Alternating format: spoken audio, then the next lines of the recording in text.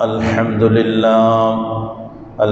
لله نحمده ونستعينه ونستغفره ونؤمن به ونتوكل عليه ونعوذ بالله من شرور أنفسنا ومن سيئات أعمالنا من يهده الله فلا مضل له ومن يضلل فلا هادي له وأشهد أن لا إله إلا الله وحده لا شريك له وأشهد أن محمدا عبده ورسوله أما بعد فقد قال الله تبارك وتعالى أعوذ بالله من الشيطان الرجيم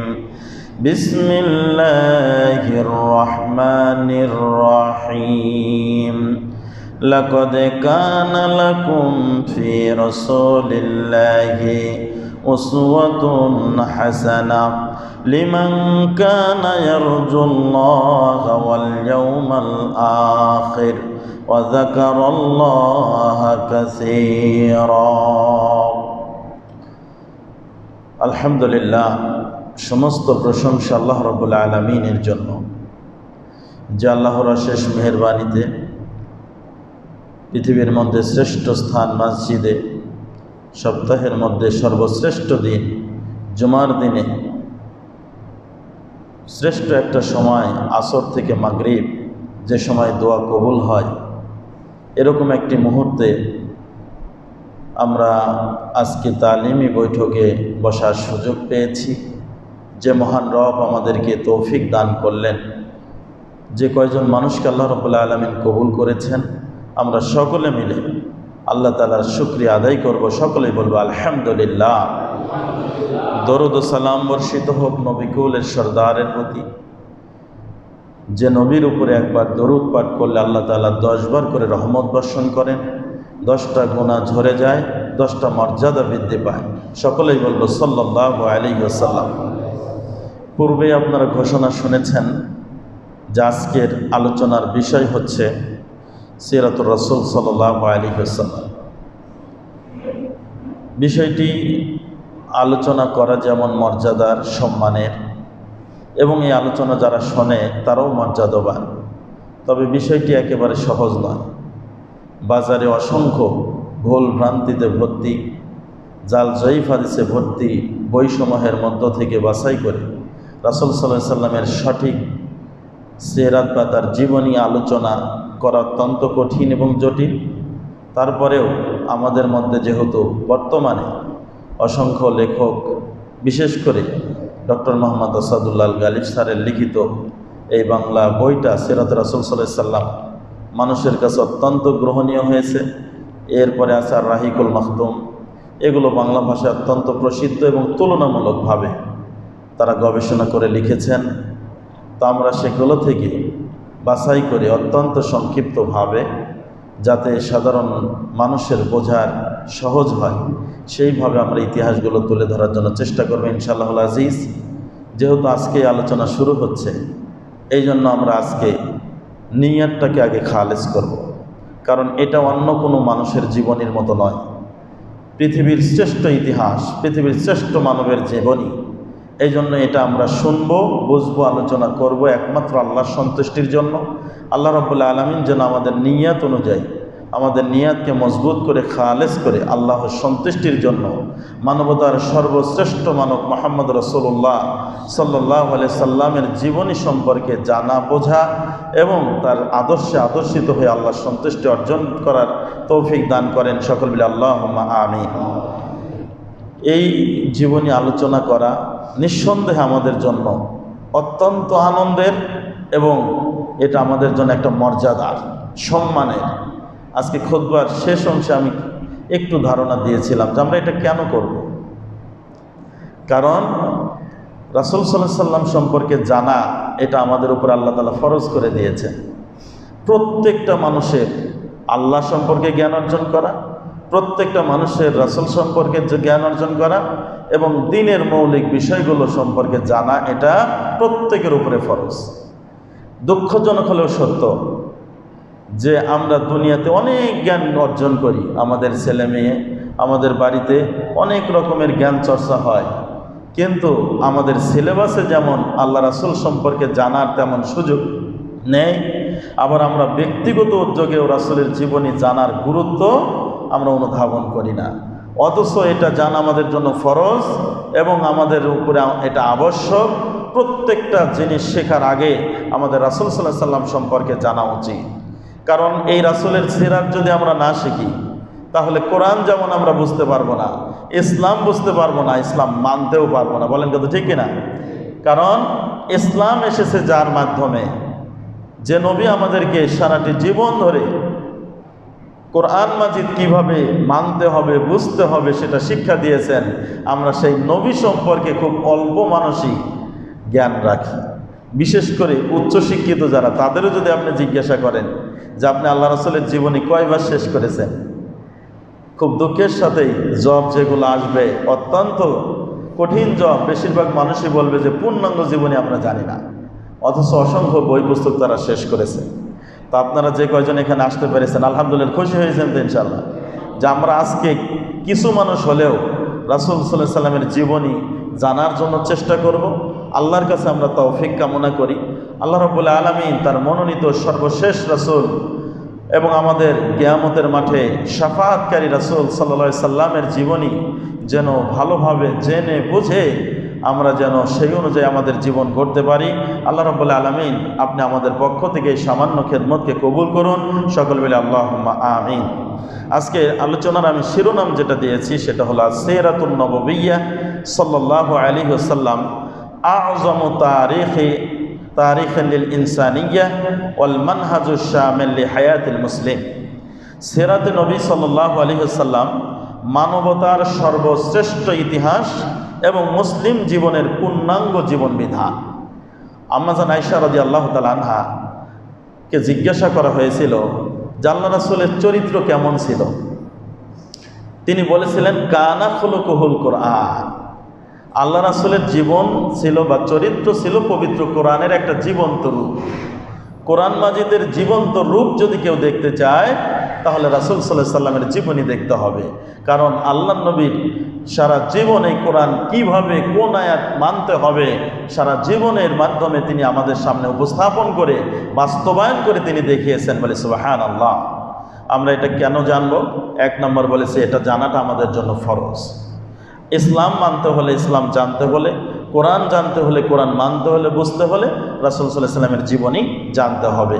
তো আজকে থেকে আমরা শুরু করছি ইনশাআল্লাহ, যতটুকু সম্ভব আজকে করব। এরপরে ধারাবাহিকভাবে রাসূল সাল্লাল্লাহু আলাইহি সাল্লামের জন্ম থেকে মৃত্যু পর্যন্ত আমরা জানার জন্য চেষ্টা করব।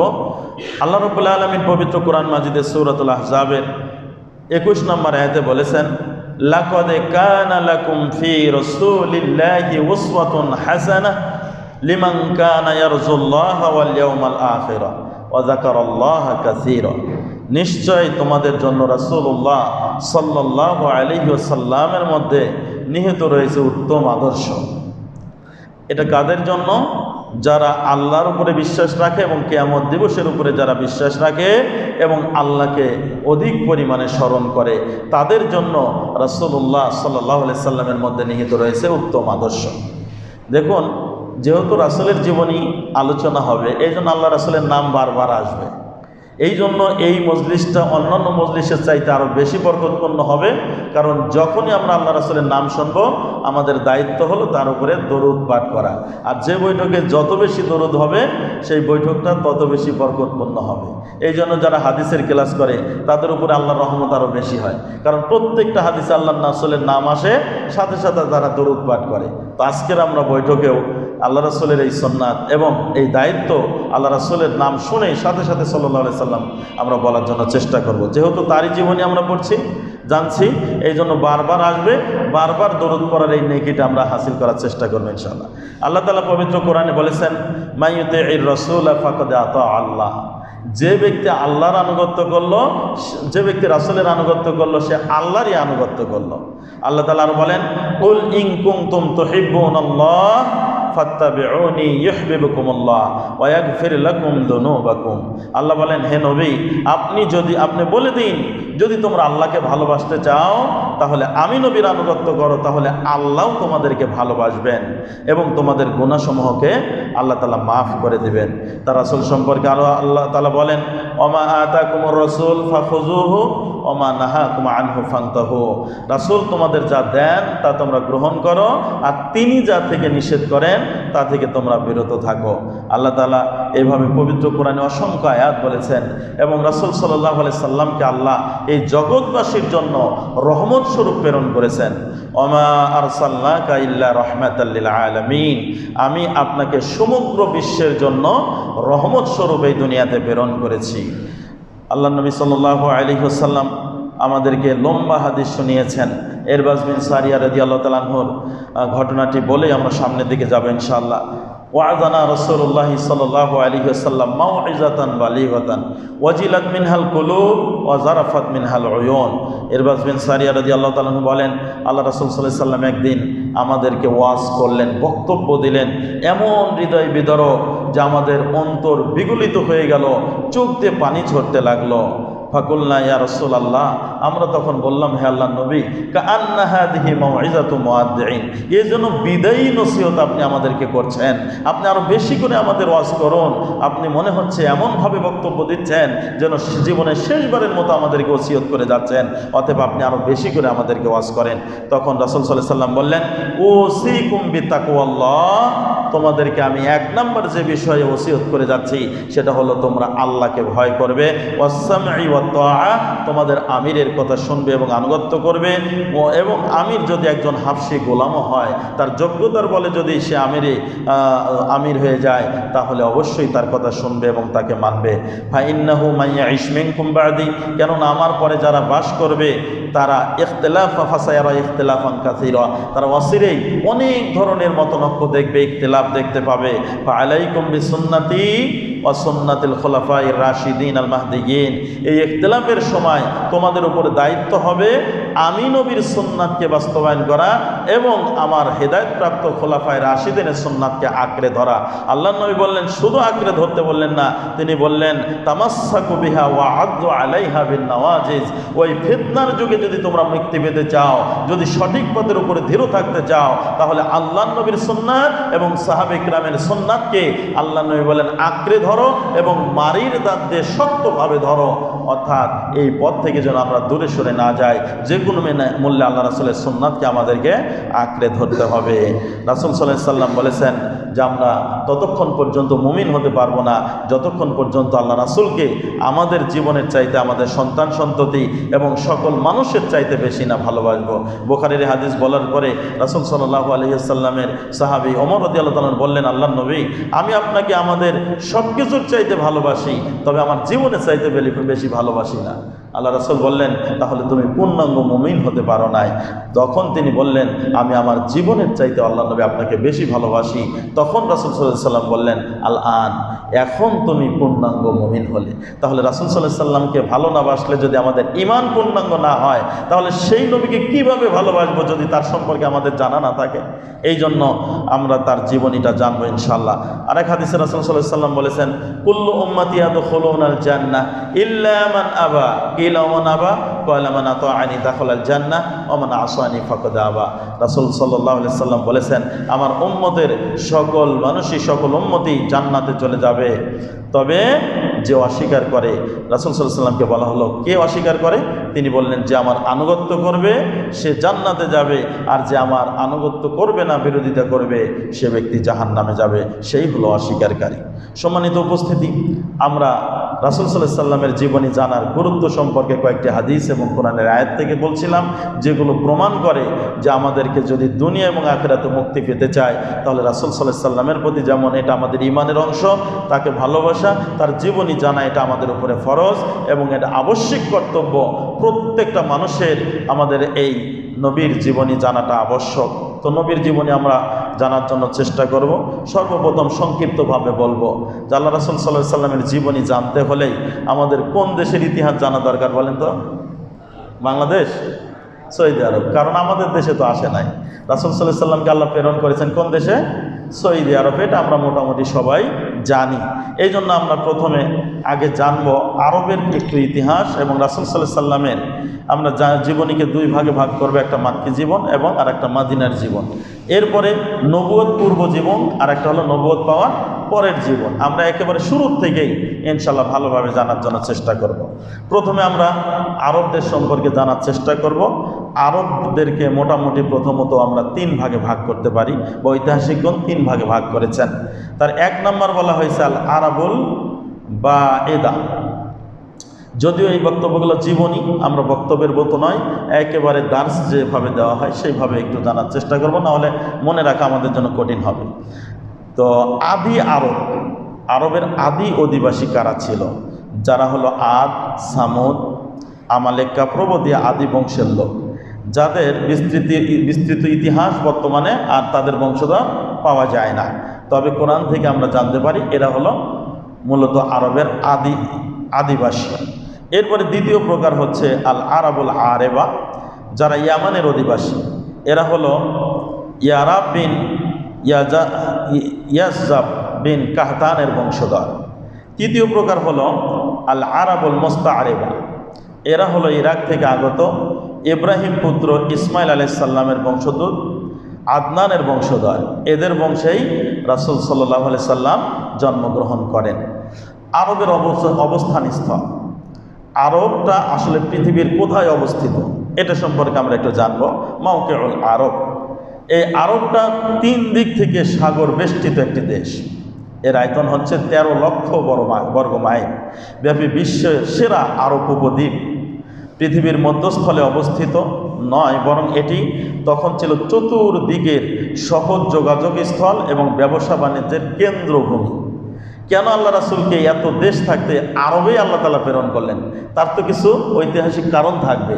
অবশ্যই কিছু কারণেই আল্লাহ তাআলা এই দেশটাকে পৃথিবীর সর্বশ্রেষ্ঠ মানব, সর্বশেষ নবীকে আল্লাহ তাআলা প্রেরণের জন্য বাছাই করলেন। তার অন্যতম কারণ হচ্ছে যে এই দেশটা হচ্ছে মূলত এমন একটা দেশ যেটা পৃথিবীর অনেকগুলো দেশ, মোটামুটি 3টা মহাদেশের সাথে এই দেশের একটা যোগাযোগ ব্যবস্থা ভালো, সামুদ্রিক পথে, এবং সেই দেশের মানুষ ব্যবসা বাণিজ্যতে তারা পারদর্শী থাকার কারণে আল্লাহ তাআলা সেই দেশটাকেই শ্রেষ্ঠ মানবকে প্রেরণের জন্য আল্লাহ তাআলা মনোনীত করেছেন।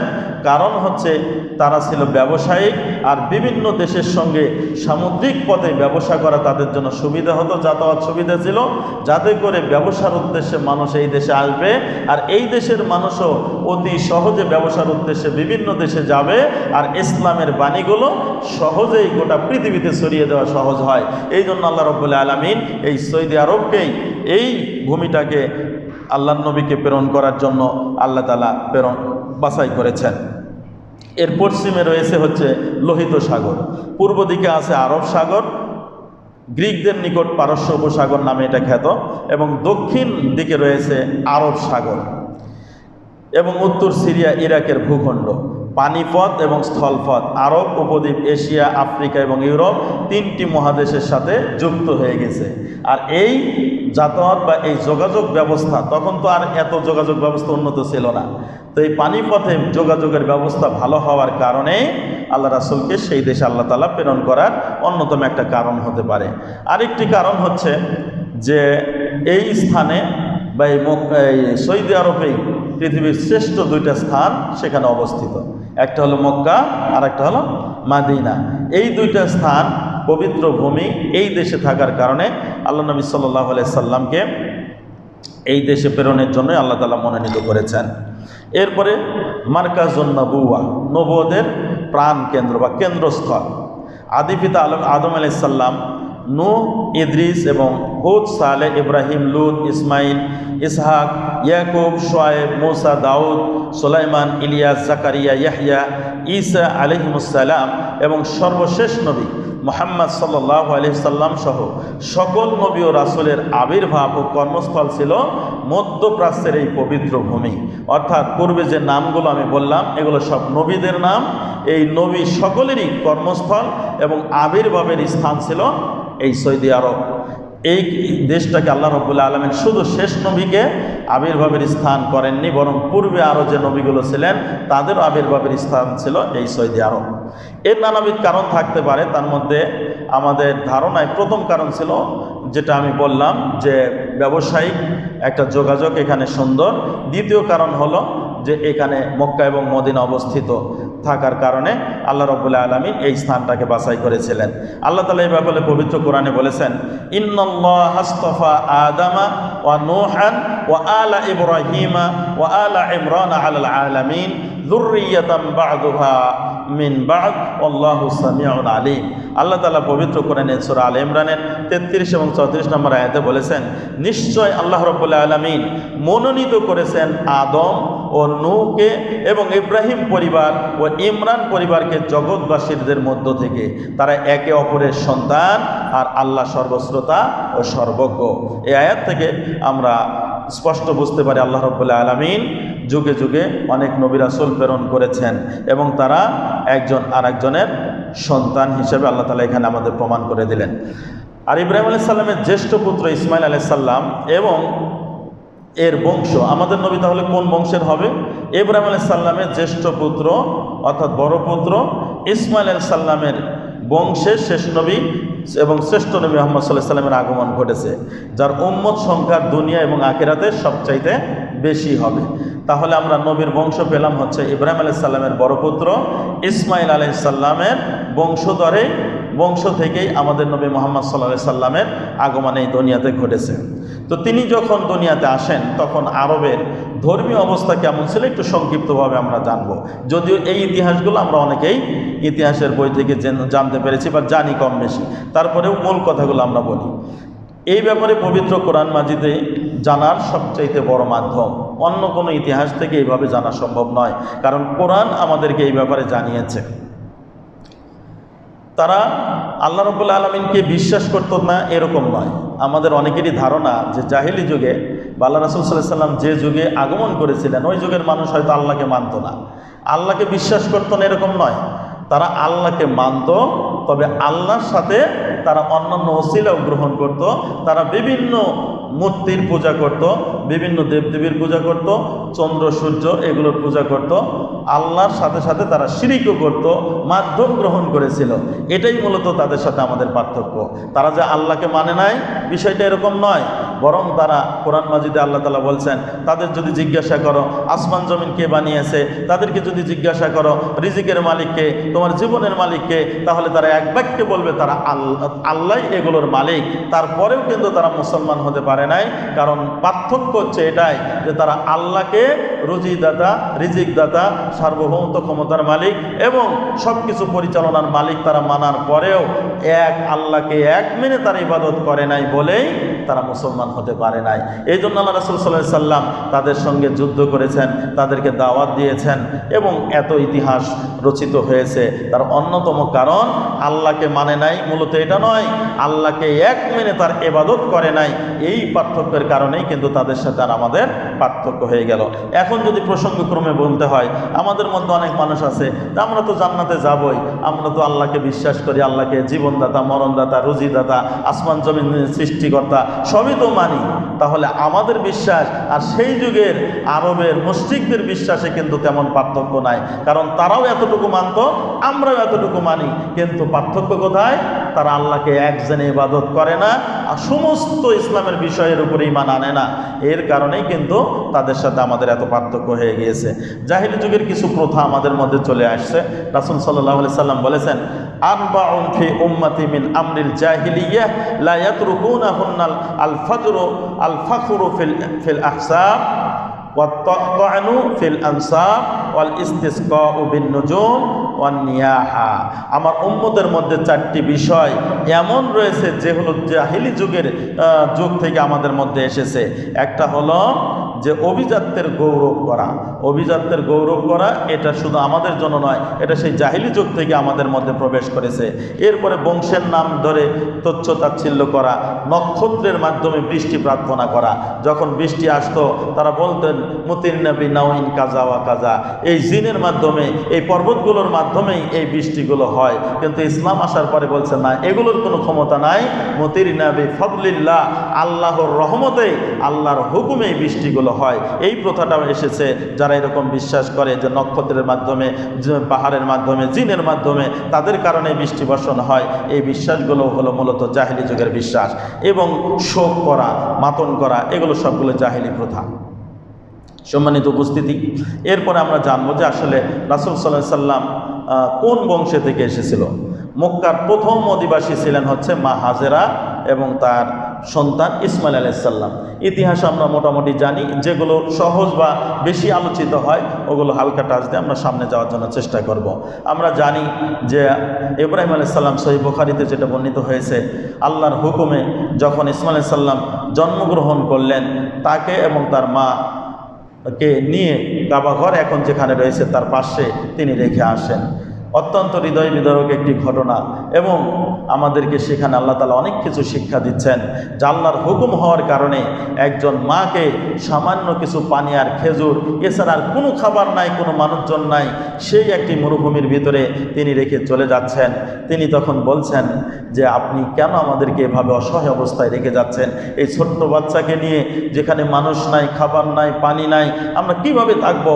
তখন তিনি চুপ থাকলেন। বুঝতে পারলেন যে নিঃসন্দেহে এটা তিনি নিজের ইচ্ছাতে করেন নাই, আল্লাহ তাআলা তাকে এভাবে হুকুম দিয়েছেন। তিনি জিজ্ঞাসা করলেন আপনি কি আল্লাহর অর্ডারে এটি করছেন? তখন তিনি মাথা নাড়িয়ে বলেন হ্যাঁ, এটা আল্লাহর হুকুমে করছেন। তখন তিনি বলেছিলেন যে আল্লাহর অর্ডারে যেহেতু আপনি এটি করছেন, নিঃসন্দেহে আল্লাহ রাব্বুল আলামিন আমাদেরকে ধ্বংস করবেন না, তিনিই আমাদের জন্য যথেষ্ট। বলে সুবহানাল্লাহ। আল্লাহর প্রতি বিশ্বাস, আল্লাহকে সচক্ষে তারা দেখে নাই, কিন্তু তার উপর বিশ্বাস কতটুকু থাকলে যখন বুঝতে পারলেন যে আল্লাহর হুকুমে এটা করা হচ্ছে, তখন তাদের ঈমানি শক্তি কত ছিল যে সাথে সাথে বললেন তাহলে আল্লাহ আমাদের ব্যবস্থা করবেন। তাহলে এইভাবে এক পর্যায়ে আপনারা জানেন যে তার খাদ্য পানীয় শেষ হয়ে গেল, খাবারের জন্য তিনি ছুটাছুটি করলেন। যে সুন্নাতটি এখন আল্লাহ তাআলা রেখেছেন কিয়ামত পর্যন্ত মানুষকে স্মরণ করে দেওয়ার জন্য, যত মানুষ হজ উমরা করতে যায়, সাফা এবং মারওয়া এই দুইটি পাহাড়ের মধ্যে দৌড়াদৌড়ি করতে হয়, মূলত মা হাজরার ওই দিনের ওই দৃশ্য, ওই ইতিহাসকে পৃথিবী মানুষের কাছে জাগ্রত রাখার জন্য। বলি সুবহানাল্লাহ। এবং সেই দৃশ্যগুলো এখনই এত দূর পর্যন্ত যাওয়া অনেক মানুষের জন্য কষ্ট হয়, তবে সেই সময় ক্ষুধার্ত অবস্থায় সন্তানকে পাশে রেখে চিৎকার করছে, কান্না করছে, তার না কতই কষ্ট হয়েছিল। শেষ পর্যন্ত আল্লাহ রাব্বুল আলামিন এইভাবে আসলে উম্মতের জন্য একটি রহমত, একটি বড় নিয়ামত তিনি দান করবেন। তারপরে তিনি দেখলেন যখন একবার সাফাতে গেলেন, একবার মারওয়াতে গেলেন, মনে হচ্ছে যে দূর থেকে দেখা যাচ্ছে ওখানে হয়তো পানির মতো, কিন্তু আসলে সেটা ছিল মরুভূমি, সেটা ছিল মরীচিকা। এইভাবে সর্বশেষ যখন তিনি সাফাতে চলে আসলেন, তখন দেখতে পেলেন ফেরেশতার মাধ্যমে, ফেরেশতার আঘাতে সেখান থেকে পানি বাহির হচ্ছে। এইভাবে জমজম কূপ শুরু হয়ে গেল। এর আগ পর্যন্ত ওখানে মানুষ বসবাস করতো না। যখন পানির ব্যবস্থা হয়ে গেল, তখন ইয়ামান থেকে অনেক ব্যবসায়িক কাফেলা তারা কিন্তু চলে আসলেন। যখন আকাশে যখন পাখিরা উঠতেছিল, তারা বুঝতে পারল নিঃসন্দেহে এখানে খাবারের ব্যবস্থা আছে বলেই পাখিরা এখানে এসেছে। তাদেরকে দেখে তারা পানির সন্ধান নিয়ে আস্তে আস্তে এখানে যখন চলে আসলেন, তখন ইসমাইল আলাইহিস সালামের মায়ের অনুমতি নিয়ে সেখানে তারা বসবাস শুরু করে দিলেন। এক পর্যায়ে ইসমাইল আলাইহিস সালাম বড় হয়ে গেলেন, এবং ওই যে ব্যবসায়িক কাফেলা এখানে এসে বসতি শুরু করেছিলেন, তাদের বংশের ভিতরে ইসমাইল আলাইহিস সালাম বিবাহ করলেন, এবং সাথে সাথে সেখান থেকে আজ পর্যন্ত এই বংশবৃদ্ধি হতে থাকলো। এবং তারই বংশে শেষ নবী মুহাম্মদ সাল্লাল্লাহু আলাইহি সাল্লাম আগমন করেছেন। এছাড়া পূর্বের আরও যে নবীগুলো আছে, সেই নবীগুলো এখানে এতটুকু একটু মনে রাখবেন যে পূর্বের যে নবীগুলো আছে ঈসা আলাইহিস সালাম পর্যন্ত, সেই নবীগুলো সকলেই এসেছিলেন ইব্রাহিম আলাইহিস সালামের ছোট পুত্র ইসহাকের বংশ থেকে। এই জন্য তারা কিন্তু ইহুদিরা মনে করেছিল সব নবী যেহেতু ইসহাকের বংশ থেকে এসেছে, ইব্রাহিম আলাইহিস সালামের পুত্র, তাহলে শেষ নবী তিনিও সেই বংশ থেকে আসাটাই হলো মর্যাদার। কিন্তু সেখান থেকে না এসে ইসমাঈল আলাইহিস সালামের বংশ থেকে আসার কারণেই মূলত ইহুদিদের সাথে আমাদের একটা হিংসা বিদ্বেষ তৈরি হয়ে গেল, তারা এটা মেনে নিতে পারে নাই। কিন্তু আল্লাহ তাআলা আল্লাহর নবীকে এই মর্যাদায় মর্জিত করবেন, মর্যাদা দান করবেন এবং গোটা পৃথিবীর মধ্যে শ্রেষ্ঠত্ব দান করবেন বলেই আল্লাহ তাআলা এইভাবে এই ঘটনা ঘটিয়েছিলেন। সম্মানিত উপস্থিতি, এইভাবে আমরা তাহলে জানতে পারলাম যে আল্লাহ রাসূল সাল্লাল্লাহু আলাইহি সাল্লাম ছিলেন হচ্ছে ইসমাঈল আলাইহিস সালামের বংশধর। মূলত ইসমাঈল এবং ইসহাক দুইজনই হচ্ছে ইব্রাহিম আলাইহিস সালামের পুত্র। ইসমাঈল আলাইহিস সালাম হচ্ছে বড় পুত্র এবং মা হাজরার গর্ভে, ইসহাক আলাইহিস সালাম হচ্ছেন ছোট পুত্র। কার গর্ভে? এটা সারা এর গর্ভে এসেছিলেন। এরপরে শৈশবে তার লালন পালন আব্দুল মুত্তালিব, তিনি কিন্তু ছোটবেলাতেই কিছু ঘটনা আছে যে ঘটনাগুলো সঠিক যাচাই করা কঠিন। মুহাদ্দিসিন ইকরাম পরবর্তীতে যাচাই করে বলেছেন হাদিসগুলো দুর্বল। তবে এখানে একটু মূলনীতি আমাদের বলতে হবে, হাদিস দুর্বল হলেই যে ঘটনা ঘটে নাই বিষয়টা কিন্তু এরকম না, কারণ এগুলো ঐতিহাসিক ব্যাপার। এইভাবে সবগুলো সহিহ হাদিসে পাওয়া যাবে এরকম ভাবাটাও আমাদের জন্য কঠিন। এই জন্য আমরা বিশ্বাস করব কিভাবে, যে আমরা জয়ীফ হাদিসকে জয়ীফ হিসেবেই মানব, তবে সেই ঘটনা যে ঘটবে না ব্যাপারটি এরকমও নয়, ঘটনাটা ঘটতেও পারে, আমরা এইভাবে বিশ্বাস করব যে আল্লাহু আলাম, আল্লাহর উপরে আমরা ছেড়ে দেব। তবে ঐতিহাসিকগণ যেহেতু জয়ীফ সূত্রে হলে বর্ণনা করেছেন, তাহলে ঘটনা ঘটতেও পারে, আবার জয়ীফ হওয়ার কারণে ঘটনা নাও ঘটতে পারে, উভয়টি সম্ভাবনা রয়েছে, আমরা এইভাবে বিশ্বাস করব। আল্লাহ রাব্বুল আলামিন কুসাইবের পর পর্যায়ক্রমে যখন রাসূল সাল্লাল্লাহু আলাইহি সাল্লামের দাদা আব্দুল মুত্তালিব মক্কার নেতা হন, তিনি পরপর 4 রাত্রি স্বপ্ন দেখেন যে এক ব্যক্তি এসে তাকে কুয়া খনন করার জন্য বলছেন। চতুর্থ রাত্রিকে তাকে কুয়ার নাম জমজম এবং তার স্থান নির্দেশ করে দেওয়া হয়। তখন আব্দুল মুত্তালিব তার একমাত্র পুত্র হারেসকে সাথে নিয়ে স্থানটি খনন করেন। এ সময় তার অন্য কোনো পুত্র সন্তান জন্মলাভ করেনি। কুরাইশদের সকল গোত্র এই মহান কাজে তার সাথে শরীক হতে চায়। তারা বলে যে এটি পিতা ইসমাঈল আলাইহিস সালামের কুয়া, অতএব এতে আমাদের সবার অধিকার আছে। আব্দুল মুত্তালিব বললেন, স্বপ্নে এটি কেবল আমাকেই খাসভাবে করতে বলা হয়েছে, অতএব আমি তোমাদের দাবি মেনে নিতে পারি না। তখন ঝগড়া মিটানোর জন্য তারা এক গণকের কাছে, মহিলার কাছে বিচার দেওয়ার প্রস্তাব দেয়। কিন্তু হিজাজ ও শামের মধ্যবর্তী উক্ত পর্বতের স্থানে পৌঁছার আগেই যখন গোত্র নেতারা পানির সংকটে পড়ে যায় এবং তৃষ্ণায় মৃত্যুর আশঙ্কায় পতিত হয়ে নিজেরা নিজেদের কবর খুঁড়তে শুরু করে, তখন আল্লাহর রহমতে আব্দুল মুত্তালিবের উটের পায়ের তলার মাটি দিয়ে মিষ্টি পানি উতলে উঠতে থাকে, যা কওমের সকলের পান করে প্রাণ বেঁচে যায়। এতে তারা কুয়ার উপরে আব্দুল মুত্তালিবের মালিকানা সম্পর্কে নিশ্চিত হয়ে যায় এবং তারা সকলে মিলে তার নিকটেই এটি সুপর্দ করে। ঘটনাটি খুবই প্রসিদ্ধ ছিল, যা হযরত আলী রাদিয়াল্লাহু তাআলা থেকে হাসান সনদে ইবনে ইসহাক বর্ণনা করেছেন। সম্মানিত উপস্থিতি, এটা দ্বারা বোঝা যায় যে জমজম কূপের কর্তৃত্ব তাদের হাতে থাকার কারণেই, আব্দুল মুত্তালিবের হাতের থাকার কারণেই এটা কিন্তু একটা মর্যাদার কারণ হয় এবং তাদের বংশের দামটা আরও বেশি বেড়ে যায় সেই সময়। আমরা যদি এগুলো বলা এখন আমাদের জন্য বোঝা একটু কঠিন, কারণ পানি এটা আবার কতটুকু দাম হতে পারে, আমরা তো এমনিতেই পেয়ে যাই। কিন্তু সেই সময় যদি আমরা কল্পনা করি যে এই পানিকে কেন্দ্র করেই মানুষ সেখানে বসবাস শুরু করেছে এবং সেই সময় এই জমজম কূপ পাওয়াটা এবং এটার মালিকানাটা অত্যন্ত মর্যাদার এবং সম্মানের একটা কারণ হয়ে থাকে। এরপরে আব্দুল মুত্তালিব তিনি একটা মানত করেছিলেন, সেই ঘটনাটা আমরা একটু জানার চেষ্টা করি। যে আল্লাহর হুকুমে জমজম কুয়া খনন ও তার তত্ত্বাবধায়কের উচ্চ মর্যাদা লাভের পর কৃতজ্ঞতা স্বরূপ আব্দুল মুত্তালিব আল্লাহর নামে মানত করেন। আল্লাহর নামে তিনি মানত করেছিলেন কি, যদি আল্লাহ তাকে 10টি পুত্র সন্তান দান করেন এবং তারা সবাই বড় হয়ে নিজেদের রক্ষা করার মতো বয়স পায়, এতদিন আল্লাহ হায়াত দান করেন, তাহলে তিনি তাদের একজনকে আল্লাহর উদ্দেশ্যে তিনি জবে করে দিবেন। এটা তিনি মানত করেছিলেন। অতঃপর লটারিতে বারবার করে আব্দুল্লাহর নাম উঠতে শুরু করে। আব্দুল্লাহকে আল্লাহ রাসূলের পিতা, তার নাম যখন বারবার করে উঠতে থাকে, তখন তিনি আল্লাহর কাছে আবার তিনি প্রার্থনা করেন যে অতঃপর লটারিতে বারবার আব্দুল্লাহর নাম যখন উঠতে থাকে, তখন সেই ছিল সবচেয়ে প্রিয় সন্তান। তখন তিনি বলেন, হে আল্লাহ, সে অথবা 100 উট। আবার তিনি মানত করেন কি, যে হয় আব্দুল্লাহ অথবা তার বিপরীতে 100 উট আমি কোরবানি দেব। এইভাবে তিনি যখন মানত করেন এবং লটারি করেন, লটারিতে দেখা যায় যে 3 বারের বেলা তখন ওটের নামটা চলে আসে। তখন তিনি তা দিয়ে মানত পূর্ণ করেন এবং এই মানত পূরণ করার এই ঘটনাটা যদিও জয়ীফ হাদিসে এসেছে বা এই ঘটনাটা দুর্বল, তবে যদি সত্য হয় তাহলে এটা দ্বারা বোঝা যায় যেহেতু আবদুল্লাহর ওরসেই আল্লাহ তাআলা শেষ নবী মুহাম্মদ সাল্লাল্লাহু আলাইহি সাল্লামকে প্রেরণ করবেন, এই জন্য আল্লাহ তাআলা যে কোনো মূল্যে তাকে বাঁচানোর পথ আল্লাহ তাআলা করে দেন। আল্লাহু আলাম, আল্লাহ এই ব্যাপারে ভালো জানেন। রাসূল সাল্লাল্লাহু আলাইহি সাল্লামের মাক্কি জীবনী এবং শৈশব থেকে নবুয়ত পর্যন্ত আমরা জানার চেষ্টা করব। রাসূল সাল্লাল্লাহু আলাইহি সাল্লামের পূর্বপুরুষ ইব্রাহিম আলাইহিস সালাম এর 2 পুত্র ছিলেন, একটা হলো ইসমাইল আর একটা হলো ইসহাক। এটা আমরা আগেই একটু আলোচনা করেছি। ইসমাইল আলাইহিস সালামের মা ছিলেন বিবি হাজেরা এবং ইসহাক আলাইহিস সালামের মা ছিলেন বিবি সারা। এই 2 ছেলেই নবী ছিলেন এবং এই 2 নবী থেকেই পরবর্তী নবীদের সিলসিলা চলে এসেছে আর কি। ছোট ছেলে ইসহাকের পুত্র ইয়াকুব, তিনিও নবী ছিলেন। তার অপর নাম ছিল ইসরাইল। ইসরাইল শব্দের অর্থ হলো আল্লাহর দাস। সে মতে তার বংশ বনি ইসরাইল নামে পরিচিত হয়। তারা 12 জন পুত্রের বংশধরগণের মধ্যে যুগ যুগ ধরে হাজার হাজার নবীর জন্ম হয়। ইউসুফ, মুসা, হারুন, দাউদ, সুলাইমান ও ঈসা আলাইহিস সালাম ছিলেন এই বংশের সেরা নবী এবং রাসূল। পবিত্র কোরআনে আপনারা জানেন কয়জন নবীর নাম আসছে? 25 জন নবীর নাম এসেছে।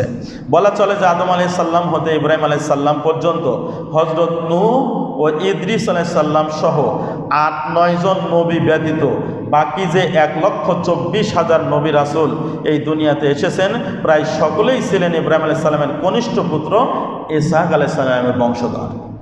তার মানে 1,24,000-এর মধ্যে 8-9 জন নবী ব্যতীত আর সবগুলোই হচ্ছেন ইব্রাহিম আলাইহিস সালামের পুত্র ইসহাকের বংশধর। শুধুমাত্র শেষ নবী মুহাম্মদ সাল্লাল্লাহু আলাইহি ওয়াসাল্লাম তিনি ছিলেন ইব্রাহিম আলাইহিস সালামের আরেক পুত্র ইসমাইল আলাইহিস সালাম, তার বংশধর থেকে এসেছেন। অন্যদিকে হযরত ইব্রাহিম সালামের জ্যেষ্ঠ পুত্র ইসমাইল আলাইহিস সালামের বংশে একজন মাত্র নবীর জন্ম হয়, তিনি হলেন সর্বশেষ নবী মুহাম্মদ সাল্লাল্লাহু আলাইহি সাল্লাম ও সর্বশ্রেষ্ঠ নবী রাসূল সাল্লাল্লাহু আলাইহি ওয়াসাল্লাম। ফলে আদম আলাইহিস সালাম যেমন ছিলেন মানব জাতির আদি পিতা, নূহ আলাইহিস সালাম ছিলেন মানব জাতির দ্বিতীয় পিতা, তেমনি ইব্রাহিম আলাইহিস সালাম ছিলেন তার পরবর্তী সকল নবীর পিতা এবং তাদের অনুসারী উম্মতের মুসলিমার পিতা। যে কথা আল্লাহ তাআলা কোরআন মাজিদে সূরা হজের 28 নম্বর আয়াতে বলেছেন। ইব্রাহিম আলাইহিস সালাম আল্লাহর হুকুমে দ্বিতীয় স্ত্রী হাজেরা ও তার পুত্র ইসমাইলকে মক্কায় রেখে আসেন, যে ঘটনা আমরা একটু আগেই বলেছি। এবার আমরা একেবারে জানবো আল্লাহ রাসূলের জন্ম এবং মৃত্যু।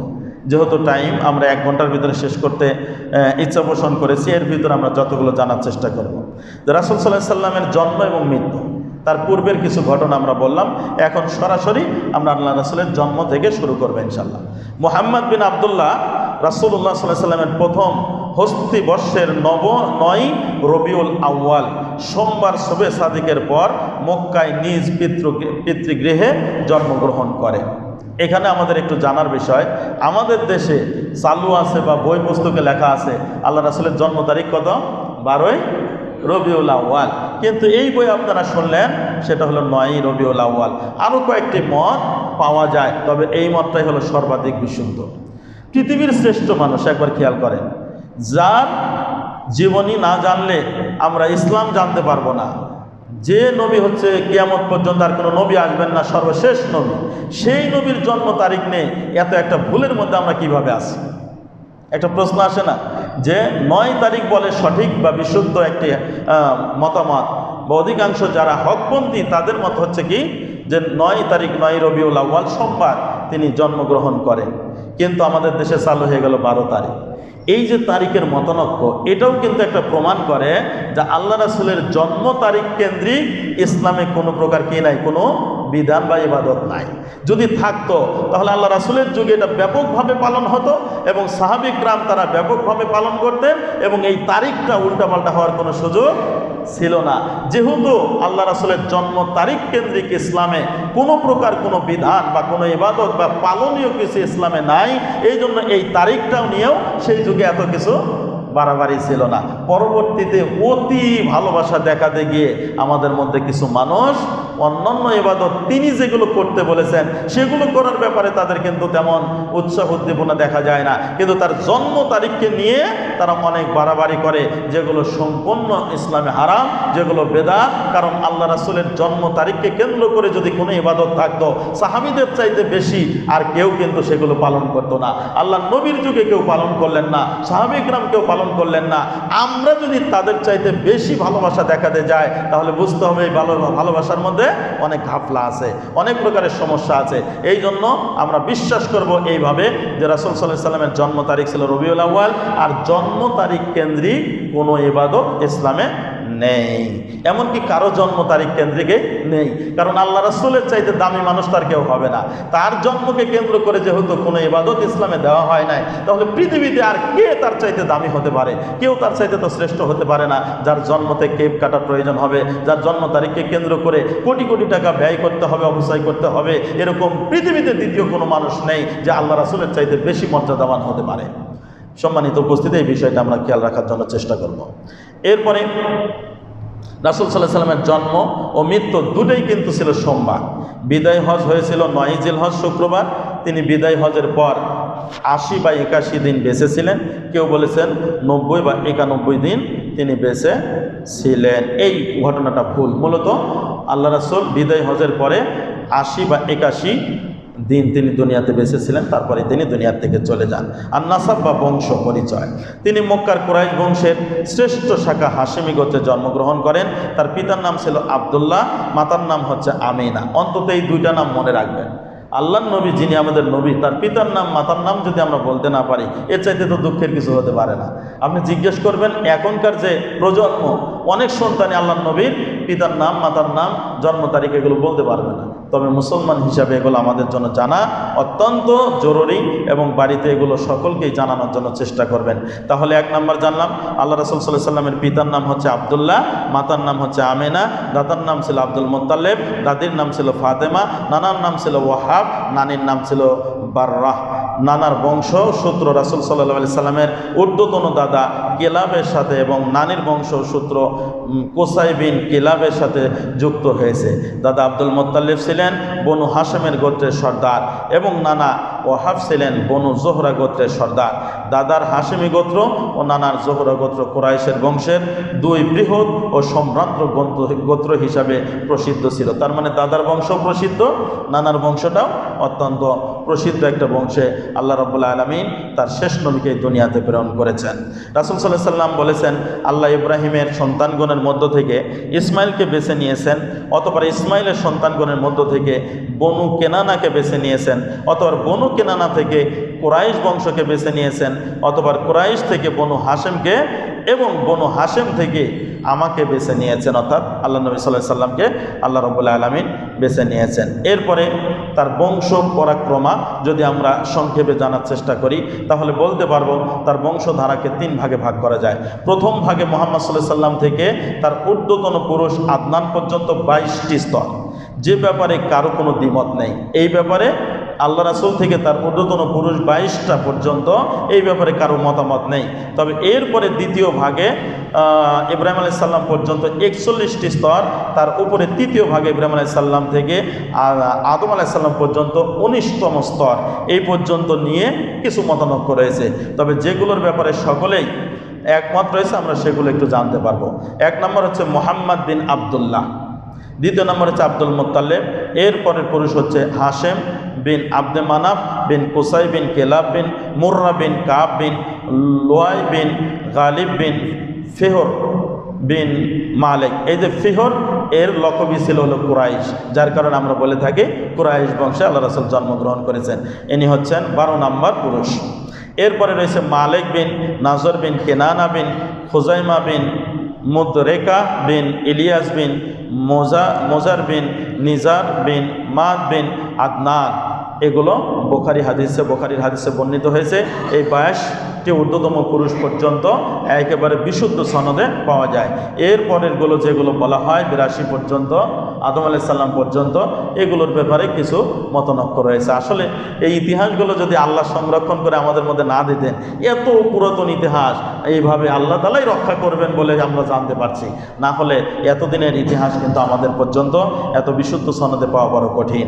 পিতা আব্দুল্লাহ ব্যবসার উদ্দেশ্যে তদীয় পিতা আব্দুল মুত্তালিবের হুকুমে তিনি ইয়াসরিব বা মদিনায় গেলেন। সেখানে অসুস্থ হয়ে পড়েন এবং মাত্র 25 বছর বয়সে আল্লাহ তাআলা তাকে দুনিয়ার থেকে নিয়ে নেন, তিনি মৃত্যুবরণ করেন। এটা হচ্ছে তার পিতার ইতিহাস, এখানেই শেষ। মাত্র 25 বছর বয়সে তিনি ব্যবসার উদ্দেশ্যে যান এবং সেখানে গিয়েই তিনি মারা যান। সেখানে তিনি নাবেগা জাদের গোত্রে সমাধিস্থ হন। এভাবে রাসূলুল্লাহ সাল্লাল্লাহু আলাইহি সাল্লামের জন্মের পূর্বে তার পিতার মৃত্যু হয়ে যায়। রাসূল সাল্লাল্লাহু আলাইহি সাল্লাম তখনও জন্ম নেননি, গর্ভে আছেন। তখনই কিন্তু তার পিতা দুনিয়া থেকে মৃত্যুবরণ করেন। উল্লেখ্য যে মদিনার বনু নাজ্জার গোত্রে আব্দুল মুত্তালিবের পিতা হাশিম বিবাহ করেন, ফলে তারা ছিলেন আব্দুল মুত্তালিবের নানার গোষ্ঠী। আব্দুল্লাহ এর মৃত্যুকালে আব্দুল্লাহ যেসব সহায় সম্পদ রেখে গিয়েছিলেন তা ছিল যথাক্রমে মাত্র 5টি উট, 1 পাল ছাগল এবং একটি নাবালিকা হাফসি দাসী বারাকা ওরফে উম্মে আইমান। এই কয়েকটা সম্পদ তিনি রেখে যান। 5টি উট ছিল, 1 পাল ছাগল ছিল, আর একটি তার দাসী ছিল, তার নাম ছিল বারাকা ওরফে উম্মে আইমান, যিনি রাসূলুল্লাহ সাল্লাল্লাহু আলাইহি সাল্লামকে শিশুকালে লালন পালন করেন। ইনি পরে জায়েদ বিন হারেসার সাথে বিবাহিত হন এবং ওসামা বিন জায়েদ তার পুত্র ছিলেন। তিনি রাসূল সাল্লাল্লাহু আলাইহি সাল্লামের মৃত্যুর 5 মাস পরে মৃত্যুবরণ করেন। আর রাহিকুল মাকতুম, যে প্রসিদ্ধ সফিউর রহমান মোবারকপুরীর যে সিরাত গ্রন্থ রয়েছে, তার 53 পৃষ্ঠায় এই ঘটনাটা বর্ণিত হয়েছে। এরপরে রাসূল সাল্লাল্লাহু আলাইহি সাল্লামের খাতনার একটা ইতিহাস পাওয়া যায়, যে এই খাতনার ইতিহাস কিন্তু শুধুমাত্র আমাদের যুগে নয়, অনেক যুগ আগ থেকেই আমরা এই ইতিহাসগুলো পেয়ে থাকি। এ সম্পর্কেও অনেক কিছু মিথ্যা ঘটনা আমাদের সমাজে প্রচলিত আছে। অনেকে বলে যারা রাসূল সাল্লাল্লাহু আলাইহি সাল্লাম খাতনা নিয়েই তিনি জন্মগ্রহণ করেছেন এবং তার নারী কাটা ছিল। এই ধরনের অনেক ইতিহাস আমাদের মধ্যে চালু আছে, যেগুলোর ভিত্তি সঠিক পাওয়া যায় না। তাহলে কি হয়েছিল সেই সময়? প্রচলিত নিয়ম অনুযায়ী আল্লাহ রাসূলের জন্মের 7ম দিনে নবজাতকের খাতনা এবং নামকরণ করা হয়। পিতৃহীন নবজাতকের কোলে নিয়ে তার স্নেহশীল দাদা আব্দুল মুত্তালিব কাবা গৃহে প্রবেশ করেন। তিনি সেখানে আল্লাহর শুকরিয়া আদায় করেন ও প্রাণ ভরে দোয়া করেন। আকিকার দিন সমস্ত কুরাইশ বংশের লোককে তিনি দাওয়াত করে খাওয়ান। সকলে জিজ্ঞাসা করলে তিনি বাচ্চার নাম বলেন মুহাম্মদ। যখন তার নাম জিজ্ঞেস করে তখন তার দাদা বলেন এর নাম হলো মুহাম্মদ। এই অপ্রচলিত নাম শুনে লোকেরা বিস্ময় ভরে এর কারণ জিজ্ঞাসা করলে তিনি বলেন, আমি চাই যে আমার বাচ্চা সারা দুনিয়াতে প্রশংসিত হোক। মুহাম্মদ মানে হচ্ছে প্রশংসিত। তখন তিনি সচরাচর এই নাম কেউ রাখত না, এই জন্য তারা আশ্চর্য হয়ে গেছিলেন এবং তার কারণ জিজ্ঞেস করলে তিনি বলেন যে আমি রেখেছিলাম যে এই সন্তান যেন কি হয়, সকলের নিকটে প্রশংসিত হয়। এই দিক বিবেচনায় আমি তার নাম এটা রেখেছিলাম, মুহাম্মদ রেখেছি। ওদিকে স্বপ্নের মাধ্যমে ফেরেশতার দেওয়া প্রস্তাব অনুযায়ী তার মা আমেনা তার নাম রেখেছিলেন আহমদ। এই দুইটাই হলো আল্লাহ রাসূলের প্রসিদ্ধ নাম, একটা হলো মুহাম্মদ আর একটা হলো আহমদ। দুইটা নামেরই অর্থ কিন্তু প্রায় একই, প্রশংসিত আর অধিক প্রশংসিত, সর্বাধিক প্রশংসিত। এবং এখানে আরেকটি বিষয় আমরা জানতে পারলাম যে খাতনা এবং আকিকা এটা যে 7ম দিনে দেওয়া যায়, সেইটা কিন্তু ইসলাম আসার আগেই, আল্লাহ রাসূলের জন্মের পরে এটা কিন্তু হয়েছিল, যেটা থেকে আমরা বুঝতে পারি যে এই প্রথা শুধু ইসলাম আসার পরে নয়, ইসলাম আসার আগেও এটা সমাজের ভিতরে ব্যাপকভাবে চালু ছিল। এরপরে তার লালন পালন।